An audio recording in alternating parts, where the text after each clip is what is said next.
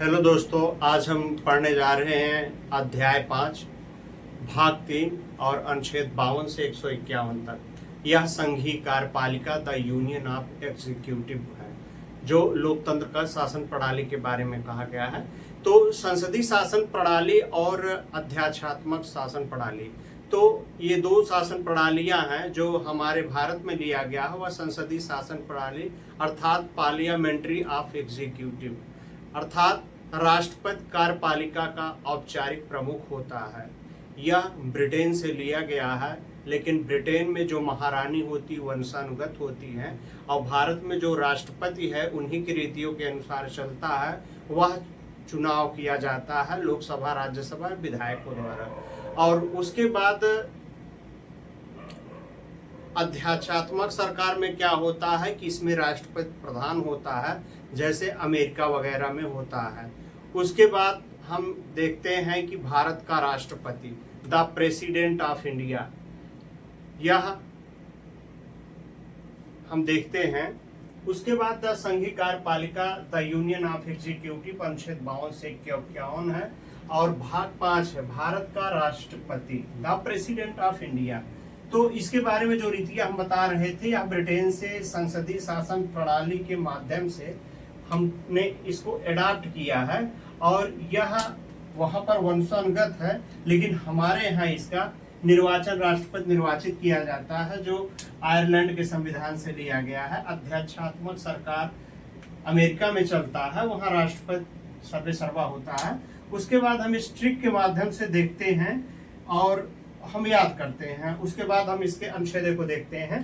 तो पकानी को का द्वयोदशम, पकानी को का द्वयोदशम, तो पा से पद हो गया, 52 में पद हो गया, 53 में कार्यपालिका हो गई, 54 में नियुक्ति हो गई और 55 में कोटा हो गया, 56 में कार्यकाल हो गया और 57 में दोबारा निर्वाचन हो गया, 58 में योग्यता हो गई और 10 से दशाएं, 59 में दशा हो गई, 60 में शपथ हो गया और 61 में महाभियोग हो गया। एक बार फिर से देख लीजिए। पकानी को का द्वयोदशम, पकानी को का द्वयोदशम में पा से पद 52 में है, कार्यपालिका 53 में है, नियुक्ति 54 में है, 55 में कोटा है, 56 में कार्यपालिका है और उसके बाद 57 में दोबारा निर्वाचन है, 58 में योग्यता है और दशाएं 59 में है, 60 में जो है शपथ है, 61 में उस पे महाभियोग चलाया गया। इसको एक बार फिर से देख लीजिए। पकानी को का द्वयोदशम, कई बार आप कहिए पकानी को का द्वयोदशम, पकानी को का द्वयोदशम। इसके बाद इसका 52 से लेकर हर अक्षर पर कोडिंग कर देंगे। इस तरीके से है। पकानी, पा से पद हो गया, का से कार्यपालिका हो गया, ना से नियुक्ति हो गया, को से कोटा हो गया, का से कार्यकाल हो गया, दुयो दोबारा नियुक्ति निर्वाचन हो गया और यह योग्यता हो गया, दा से दशम से दा से दशाएं हो गया, सा से शपथ हो गया, मा से महाभियोग हो गया। तो अनुच्छेद हम 52 देख रहे हैं। तो अनुच्छेद 52 क्या है कि भारत का एक राष्ट्रपति होगा। There shall be a president of India. उसके बाद अनुच्छेद 53 आता है। तो अनुच्छेद 53 क्या है? संघीय कार्यपालिका का प्रधान होता है राष्ट्रपति।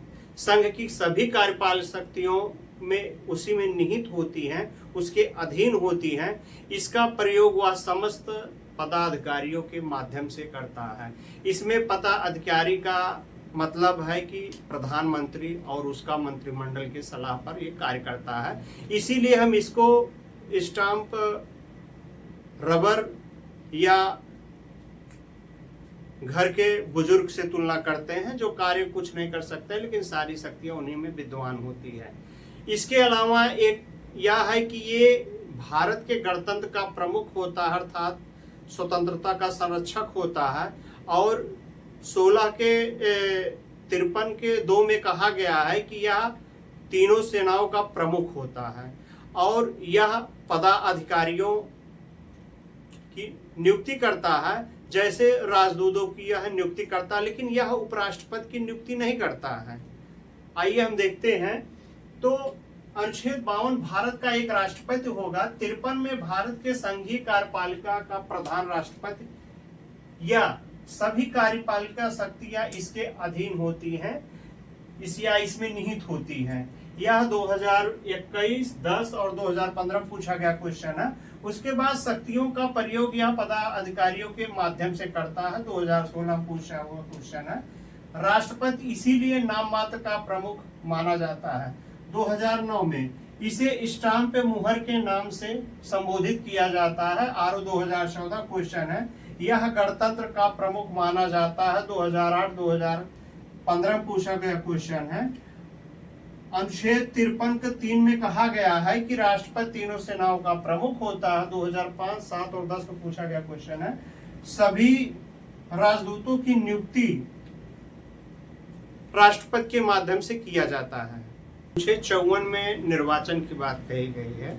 तो राष्ट्रपति का निर्वाचन कैसे होगा? तो राष्ट्रपति के निर्वाचन में लोकसभा तथा राज्यसभा के निर्वाचित सदस्य होंगे, इसमें मनोनीत सदस्य नहीं होंगे।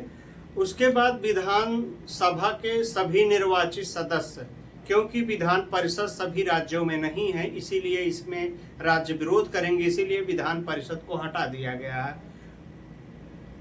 और 70वें संविधान संशोधन द्वारा दिल्ली और पुडुचेरी में विधानसभा की स्थापना की गई, इसीलिए दिल्ली और पुडुचेरी को भी इसमें शामिल किया गया है।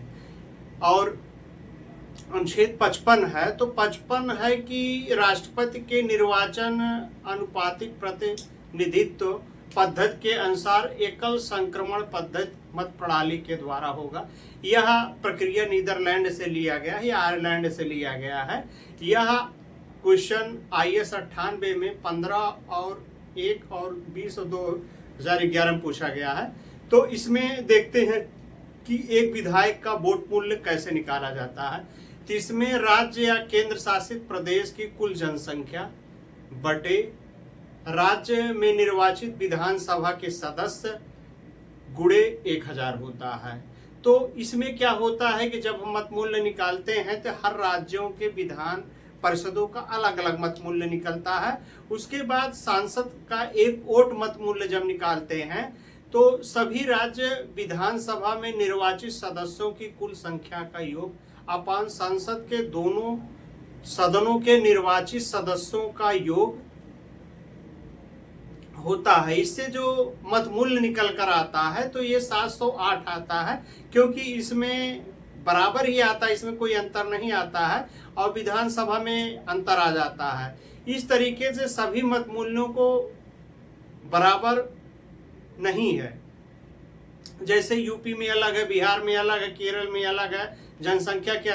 और इसमें जो है 50 प्रस्तावक एवं 50 अनुमोदक होना चाहिए। पहले क्या था, जब इससे कम थे तो कई राष्ट्रपति निर्वाचन में खड़े हो जाते थे, जिससे निर्वाचन में दिक्कत होती थी।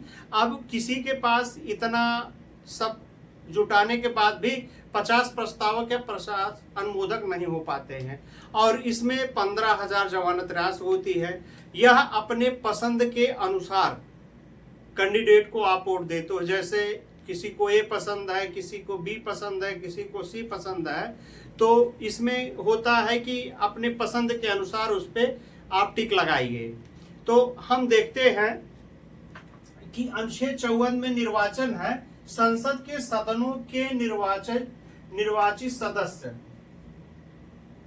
लोकसभा, राज्यसभा, विधानसभा के निर्वाचित सदस्य विधान परिषद के इसमें शामिल नहीं किया गया, क्योंकि सभी जगह नहीं, अभी 6 ही जगह है।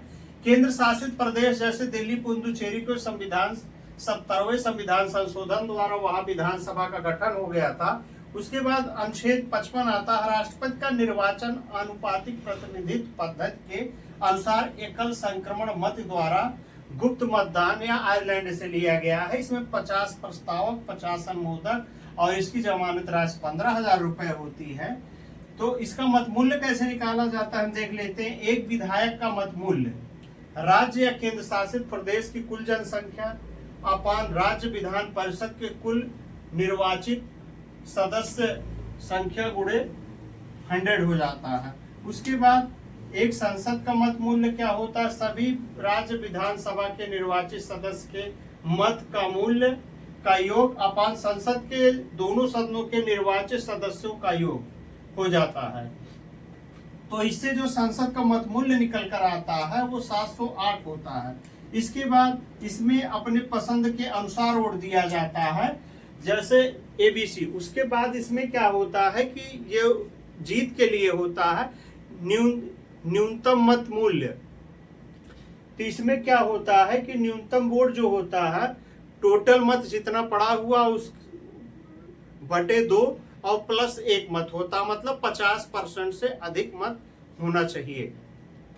देखते हैं तो अनुच्छेद 56 क्या कहता है कि राष्ट्रपति की अवधि कितनी होती है। तो जब वह शपथ लेता है, उस शपथ से 5 वर्ष तक उसका कार्यकाल होता है और वह अपना त्यागपत्र राष्ट्रपति उपराष्ट्रपति को सौंपता है। अगर उपराष्ट्रपति नहीं होता है तो वह अपना त्यागपत्र न्यायाधीश को, सर्वोच्च न्यायालय के मुख्य न्यायाधीश को, अगर वो भी नहीं है तो वह अपना त्यागपत्र वरिष्ठता के क्रम के आधार पर सौंपेगा। उसके बाद अनुच्छेद आ जाता है 57, पुनः निर्वाचन के लिए पात्रता। यह 2022 में पूछा गया क्वेश्चन था।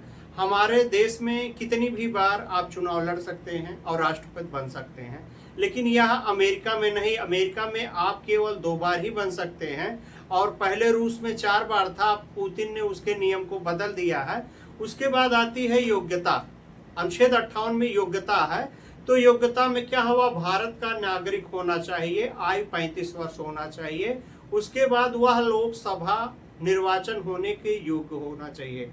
तो वह, इसका मतलब क्या हुआ कि वह भारत के अंदर किसी राज्य से वोट देने का उसके पास अधिकार होना चाहिए, पागल दिवालिया वह ना हो, और राष्ट्रपति एवं उपराष्ट्रपति, राज्यपाल, संघ के मंत्री, यह लाभ का पद नहीं है। और उसके बाद राष्ट्रपति लाभ के पद पर नहीं होना चाहिए। और एक बात इसमें योग्यता की जो बात है, इसमें पढ़ाई की योग्यता के बारे में नहीं पूछे। 1992 में क्वेश्चन पूछा गया था, तो उसमें ये ऑप्शन दिया गया था क्या योग्य नहीं है, तो उसमें एक अनपढ़ शब्द दिया गया था। तो राष्ट्रपति में ऐसा कहीं भी प्रावधान नहीं है कि राष्ट्रपति पढ़ा लिखा हो या अनपढ़ हो, कोई भी हो सकता है, अंगूठा टेक भी हो सकता है, वह हो सकता है। तो हम देखते हैं तो अनुच्छेद 56 में राष्ट्रपति की पदावधि, ये कई बार पूछा गया है। यह पद धारण करने की 30 से 5 वर्ष। त्याग पत्र किसे देगा, उपराष्ट्रपति को देगा, सुप्रीम कोर्ट के न्यायाधीश को देगा। इसके बाद वरीयता क्रम के आधार पे देता है, जैसे 2009 और 13 में है। तो हटाया जाना या अनुच्छेद 52 के 2 में है। 2005 और 2013 में पूछा गया क्वेश्चन है कि राष्ट्रपति कैसे हटाया जाता है, क्या किस अनुच्छेद के द्वारा हटाया जाता है। तो अनुच्छेद 52 के 2 द्वारा हटाया जाता है।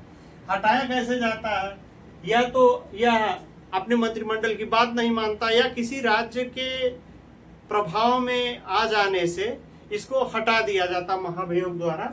और उसके बाद यह निर्वाचन की बात है, तो यह पुनः निर्वाचन 2022 में पूछा गया है। पुनः निर्वाचन की पात्रता 2022 में पूछा गया है। तो अमेरिका में 2 बार है और भारत में आप जितनी बार लड़के जीत सके मरने तक, तब तक आप चुनाव लड़ सकते हैं। अनुच्छेद 58 है योग्यता। योग्यता है भारत का नागरिक हो, आयु 35 वर्ष हो, लोकसभा निर्वाचित होने की योग्यता अर्हता या अहिर्त होता है।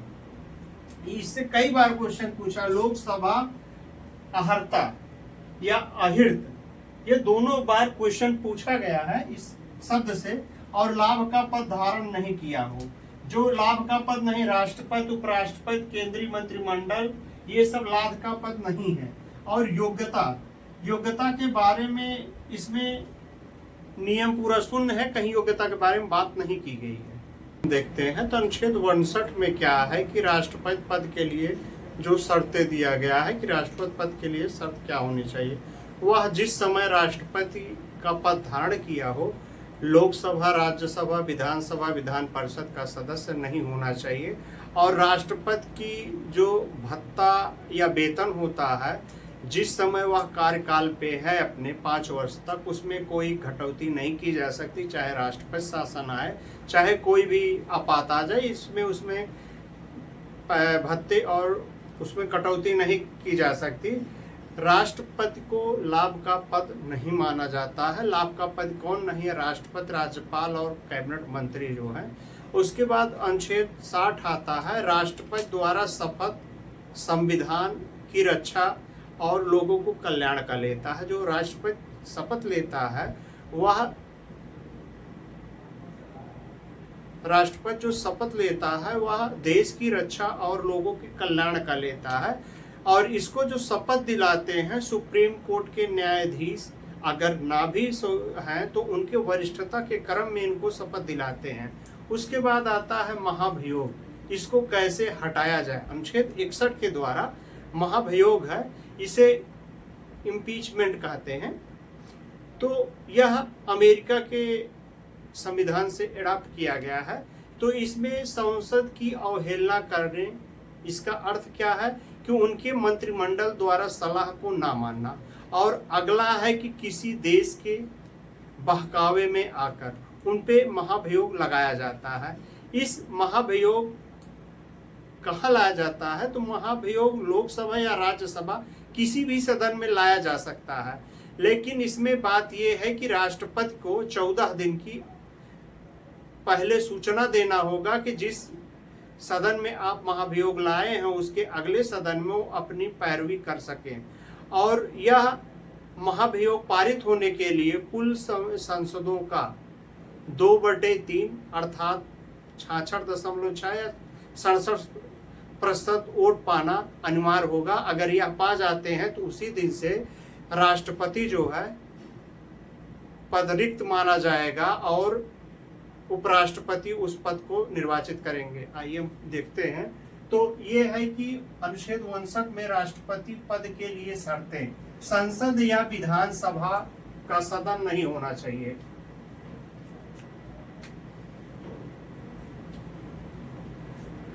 सदस्य नहीं होना चाहिए, राष्ट्रपति के वेतन और भत्ते उनके पदावधि के दौरान नहीं कम किया जा सकते और राष्ट्रपति कोई भी लाभ का पद धारण नहीं करेगा। अनुच्छेद 60 कहता है कि राष्ट्रपति शपथ संविधान की रक्षा एवं लोगों के कल्याण का लेता है। और शपथ जो है सुप्रीम कोर्ट के न्यायाधीश या वरिष्ठता के क्रम में दिलाते हैं। या 2007, 10 और 2014 पूछा गया क्वेश्चन है। और उसके बाद अनुच्छेद 61 आता है महाभियोग, इम्पीचमेंट। यह अमेरिका के संविधान से लिया गया। संसद की अवहेलना करने पर या मंत्रिमंडल की सलाह न मानने पर, किसी विदेशी के प्रभाव में आ जाने से। तो 2005, 6, 15 और 2017 में पूछा गया क्वेश्चन है महाभियोग कहाँ लाया जा सकता है? किसी भी सदन में लाया जा सकता है। 2003, 2007, 2008 में पूछा गया क्वेश्चन है। और अगला क्वेश्चन है कि 14 दिन पहले राष्ट्रपति को बताना होगा जिससे वह अपना पक्ष वह दूसरे सदन में रख सके। 14 में पूछा गया क्वेश्चन है हटाया जाता है 2/3 67% कुल बहुमत के द्वारा यह हटाया जा सकता है। इसमें एक बात यह है कि निर्वाचन के समय विधानसभा के सदस्यों का वोट लिया जाता है, लेकिन इसमें महाभियोग के समय विधानसभा को शामिल नहीं किया जाता है। ये इसमें ध्यान देने वाली बात है। 62 में क्या है कि पद की रिक्तियां, जब पद रिक्त रहता है तो उस समय 6 महीने के अंदर इस राष्ट्रपति का निर्वाचन होना अनिवार्य होता है। किसी भी दशा में हो, लेकिन 6 महीने के अंदर राष्ट्रपति का निर्वाचन होगा।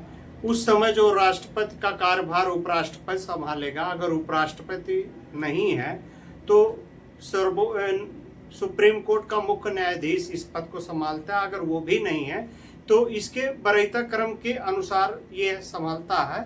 तो आइए देखते हैं। तो इसमें जैसे है अनुच्छेद 62 में पद रिक्ति, यह 6 महीने के अंदर चुनाव होगा। या 98, 2005, 2013, 2016 में पूछा गया क्वेश्चन है। यह रिक्ति का कार्यकाल खत्म होने पर या मृत्यु होने पर या महाभियोग होने पर या त्यागपत्र देने पर रिक्त हो जाता है। तो इसमें जो मृत्यु जिसकी हुई थी, डॉक्टर जाकिर हुसैन, इनके कार्यकाल के समय मृत्यु हुई थी और बीपी गिरी ने इस पे त्याग पत्र दिया हुआ था। और उसके बाद पद रिक्त रहने पर उपराष्ट्रपति सुप्रीम कोर्ट का न्यायाधीश या वरिष्ठता के क्रम में जो न्यायाधीश होगा वो देखेगा, या 2005, 2007, 2008, 2011, 2014, 2015, 2020, 2021 में पूछा गया क्वेश्चन है अन्य एग्जामों में। तो अनुच्छेद 71 क्या है? राष्ट्रपति एवं उपराष्ट्रपति के चुनाव का निपटारा सुप्रीम कोर्ट द्वारा होता है।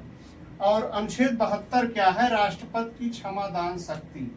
तो जैसे राष्ट्रपति की क्षमादान शक्ति में है, तो इसमें क्षमादान इसमें है कि राष्ट्रपति किसी को मृत्यु दंड की सजा है तो अपने स्वेच्छा से मंत्रिमंडल के कहने पर वह मृत्यु दंड को माफ कर सकता है। उसके बाद आता है विरामा।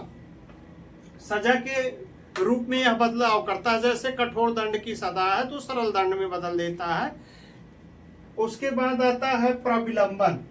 अस्थायी सजा को कुछ समय के लिए रोक देता है, जैसे निर्भया कांड में कई साल तक चला, उसके बाद उसको मृत्यु हुई तो यह सजा को कुछ देर के लिए रोक देता है। परिहार सजा की अवधि को कम करता है, जैसे 5 वर्ष की कठोर दंड की सजा को 1 वर्ष के कठोर दंड में बदल देता है।